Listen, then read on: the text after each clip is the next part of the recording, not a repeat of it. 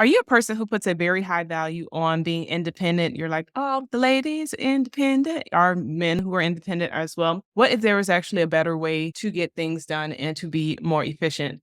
Hi, if you don't know me, I am Barika from Simply Unique Coaching, and I like to call myself the leader who learned in the trenches. And so I've been leading for over 15 years and I've led well over 18 teams. And in today's video, what I want to talk about is kind of my secret sauce to building successful teams, which is building strong relationships. So we're going to talk about why it's important to build strong relationships. And maybe I'll throw in some examples of some of the tough teams I've had to deal with. I'll think about that while we're going along. But mainly, one of the reasons that we want to ensure that we are building these strong relationships is it actually is going to show us a better way, not just being independent with all of the weight is on your shoulder, because it's fine for a season, but over time, that's going to be too much weight and it's going to be a heavy load to bear. So the more interdependent you are, that is going to be actually healthier because you're actually balanced. I'm going to tell you what I had to learn in a different season of life.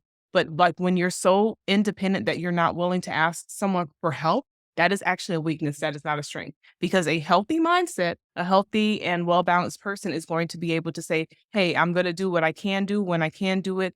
And as much of it as I should do, because we're not supposed to do everything, right?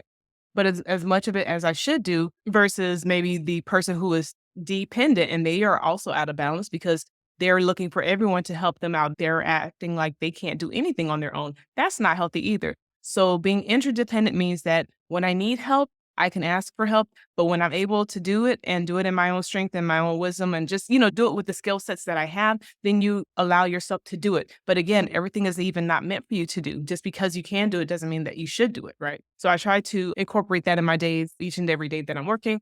Okay, what is it that I need to complete? What is it that I can either outsource or give to a member of the team?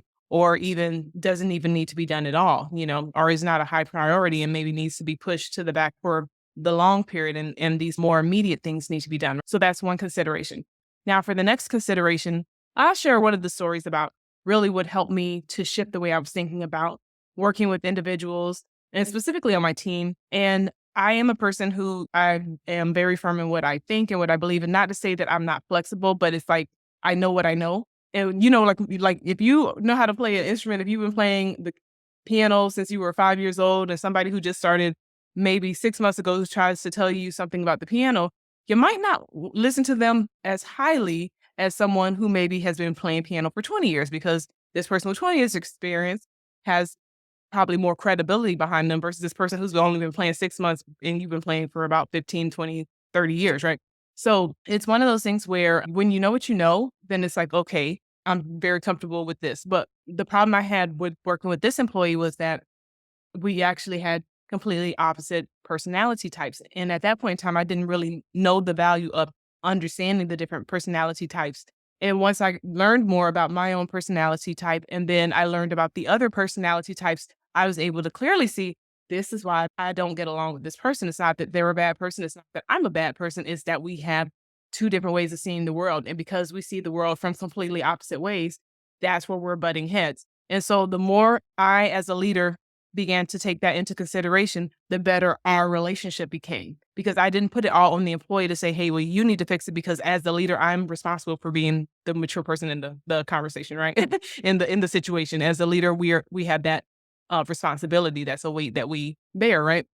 So I would encourage you as a leader, just make sure that you are building strong relationships. If you're not a leader, make sure that you are building relationships the right way. I had certain things that I just didn't do as a leader. I didn't believe in necessarily fraternizing with the people who were reporting to me because I believe that there does need to be a level of, I don't want to say cushion, but there needs to be a level of separation, not because you don't like them, not because they're not great people, and not because you're not a great person, but because you need to leave a level of space there so that they still respect you as a leader. Because the more comfortable people get with you, there is a saying that says familiarity breeds contempt, meaning that the more familiar people get with you, they will go from maybe calling you by however you are approached as the leader, calling you, whatever. And then all of a sudden they're like, hey, girl. And you're like, wait, whoa.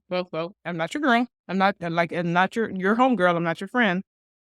Because eventually people will test the waters and cross the line. And if you have people that do that, then you can just correct them. And if you correct them immediately, it doesn't have to be harsh. I had somebody do that a couple months ago. They were like, hey, girl, I was like, Miss Barika to you, because it was a teenager or whatever. I was like, Miss Barika to you.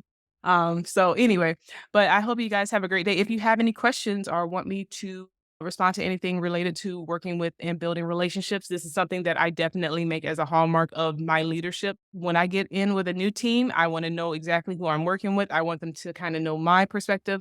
But for my part as a leader, I want to dig in deep and get to know these individuals because this is what's going to make us successful. I need to know their strengths. I need to know their weaknesses. I need to know their skill sets, their pet peeves. I want to know as much as I can about them.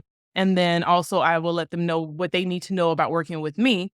And because I'm doing that, it helps to set that healthy expectation and the standards and the culture of how the team is going to operate together. So, anyway, I got lots more videos on that kind of stuff. Also, you can check out my video on building a high performing team because that is the one where I definitely talk about some of the things that I do to help me build those teams. And anytime I start with a new team from scratch, I'm looking at putting that foundation in place so I can build a high performing team. And I hope that you have a great day. I hope that you have healthy relationships with your coworkers. And I want you to work on being interdependent. So let me know in the comments, are you a person that has leaned historically more towards being independent or a little bit dependent? Or do you feel like you have that balance of being interdependent? Let me know in the comments. And with that being said, make it a great day. Bye.